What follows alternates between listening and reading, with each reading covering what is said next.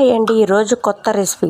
చక్కగా శ్రావణ శుక్రవారం మనం అందరి తాంబూలాలు తీసుకోవడానికి వెళ్ళినప్పుడు వాళ్ళు ఇచ్చిన శనగలు ఉంటాయి కదండి, కొమ్ము శనగలు.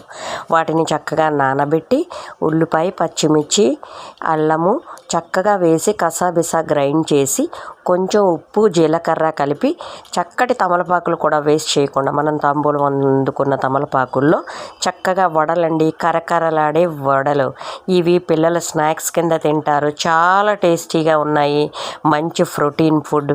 వేస్ట్ చేయకుండా మనం తీసుకొచ్చేవన్నీ వేస్ట్ చేయకుండా చక్కగా ఇలా చేసి పెడితే పిల్లలు, పెద్దలు చాలా ఇష్టంగా తింటారండి.